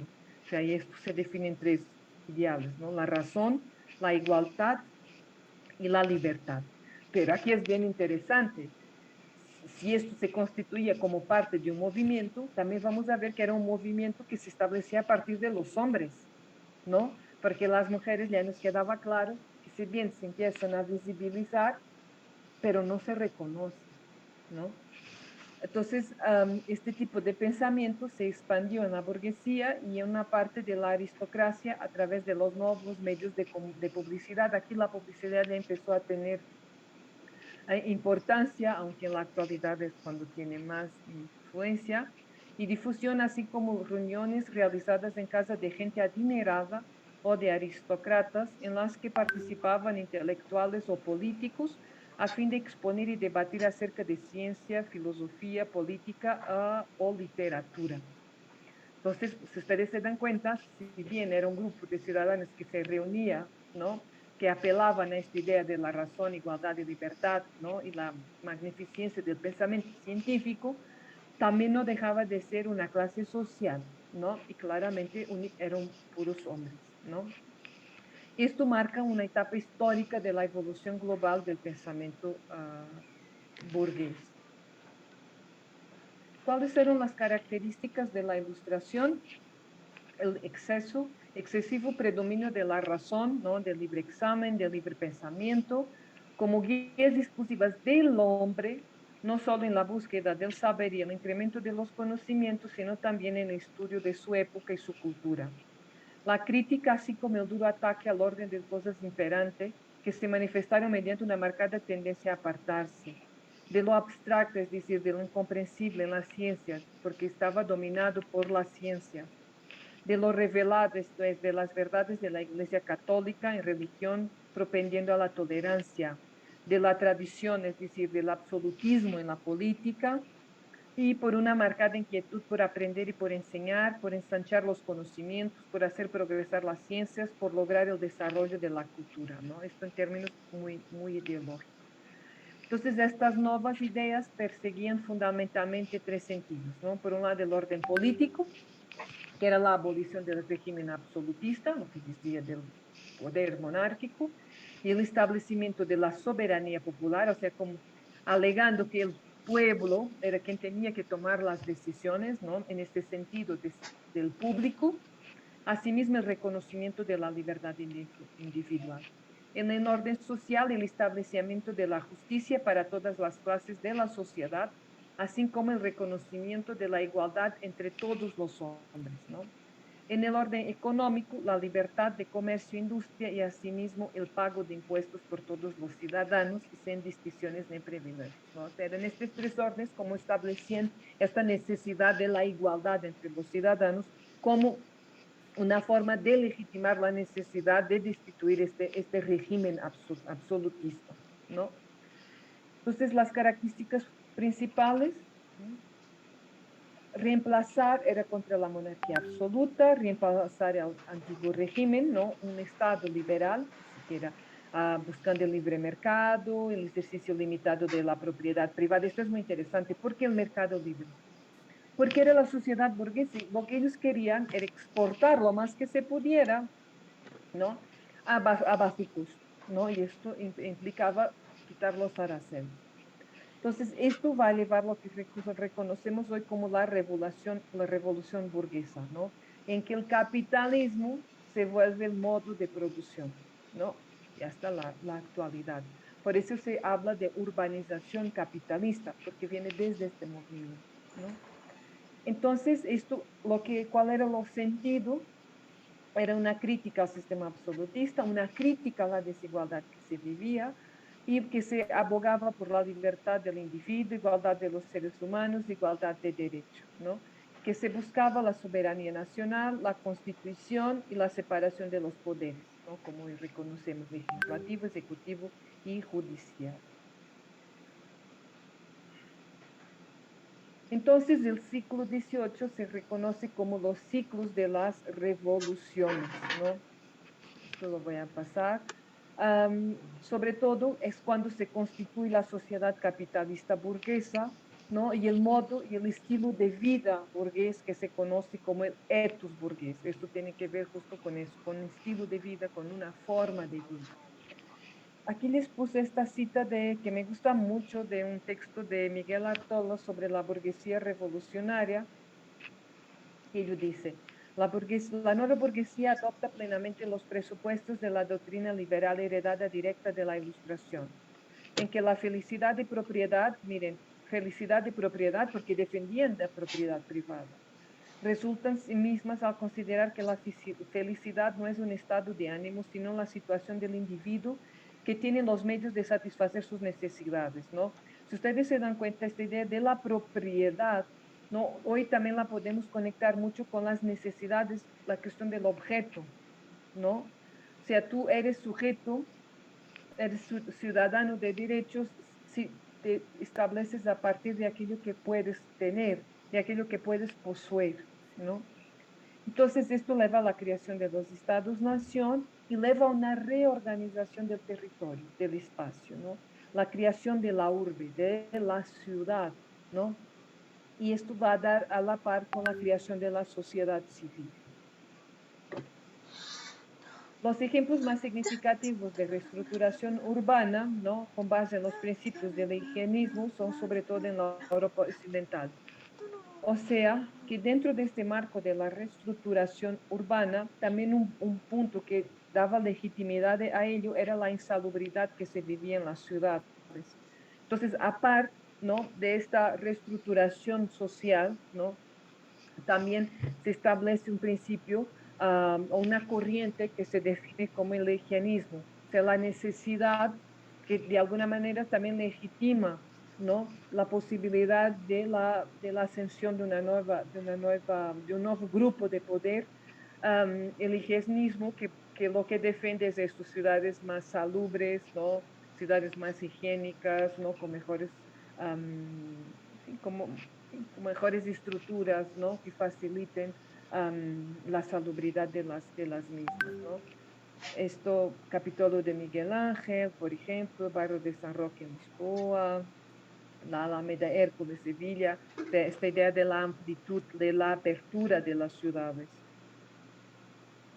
Esto paseo público también en Lisboa, pero como les decía, el ejemplo más significativo de todo ello es la renovación de París por Haussmann y posteriormente el proyecto de reforma y ensanche de Barcelona por Cerdá. Seguramente ustedes le han escuchado hablar de ambas intervenciones. Pero lo de París fue así como la reestructuración urbana más fuerte y más emblemática en el ámbito de esta reconfiguración de poderes, que también, si ustedes se dan cuenta, es una reestructuración del espacio. Esto es muy importante porque ya podemos ver que cualquier ideología, en términos de poder, solo se puede realizar cuando se eleva al ámbito de la espacialización. Esto es bien importante, ¿no? Y ustedes no se olviden que son diseñadores del espacio. Entonces, es la clave, ¿no? Creo que todavía 2 minutos, 2 minutos. Entonces, lo que buscó Haussmann, ¿no? Era justo limpiar la ciudad, pero no era una limpieza en términos solo del urbano, era una limpieza social de la ciudad, ¿no? Entonces, su programa se establecía a partir de abrir las grandes avenidas, ¿no? Sin embargo, la abertura de estas grandes avenidas lo que buscaba es que hubiera una mayor posibilidad del ejército de Napoleón entrar, ¿no? Y controlar a los proletariados. Mire, este plano me gusta mucho, este plano de la derecha, lo están viendo, marca claramente una división social de la ciudad, su plano de urbano, ¿no? Centro-oeste la burguesía, centro-oeste el proletariado, ¿no? Y así fue como se estableció. Fue una reestructuración urbana, pero más que urbana fue una reestructuración social de la ciudad, una división clara de clases, ¿no? Es curioso, ¿no? Si la burguesía defendía la igualdad, la razón y la libertad, pero ya que ellos llegan al poder, claramente que ya en términos prácticos esto se vuelve contradictorio en términos de su espacialización y de sus discursos, ¿no? Aquí hay algunos planos que me gustan mucho, ya vieron, aquí abajito muestra claramente cómo era el trazado original y cómo era el nuevo trazado que proponía Haussmann. Miren, el antes y el después. Miren esto, esta es la avenida de la Ópera de Garnier, me gusta mucho porque miren, aquí se ve claramente cómo hubo un derrumbe muy grande, la desaparición muy grande de muchas zonas urbanas de la ciudad. Si ven que lo que está dibujado a rojo es lo nuevo trazado, ¿no? Entonces esto quiere decir que todo esto que está aquí en esta avenida se derrumbó. Miren cómo quedó. ¿Ya vieron la grande avenida de la Ópera? Las pinturas de Camille Pissarro retratan muy bien este nuevo París de Haussmann, esta nueva configuración social, ¿no? De lo que implicaba ser civitas y ser un ciudadano de derecho. También hay unos pintores, no me acuerdo cómo se llama, que conocido como el pintor de la Bella Época, ya no me acuerdo muy bien cómo se llama, que también retrataba muy bien el París de esta época, ¿no? Y ahí se ve claramente cómo era un París socialmente diferenciado. Si les parece, para que no les quite más tiempo, les parece que nos quedamos aquí y ya después terminamos de ver la idealización de este urbanismo moderno, ¿no? Lo que implicaba lo espacio público, lo que implicaba los bulevares en términos políticos, ¿no? Para ya después adentrarnos a la parte del neoliberalismo. No puedo, Leslie, porque también tengo junta ahorita de la Comisión Interna de Género de la facultad, me tengo que ir también. Y ustedes también deben estar bien cansados porque empiezan desde las 9, ¿no?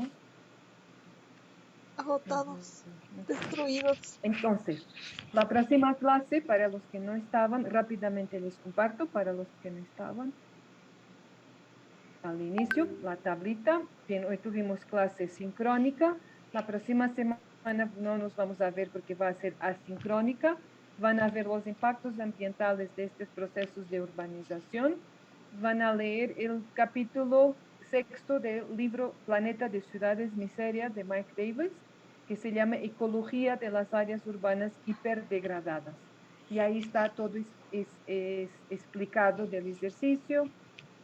No van a tener problema. De todas maneras, cualquier cosa, me manda un mensajito por el chat y nos vamos a ver entonces en 15 días para ya terminarmos la parte del urbanismo moderno, vernos un poco de lo que fue la transición entre urbanismo moderno, la posmodernidad y el neoliberalismo. ¿Sí? Sí. ¿De acuerdo?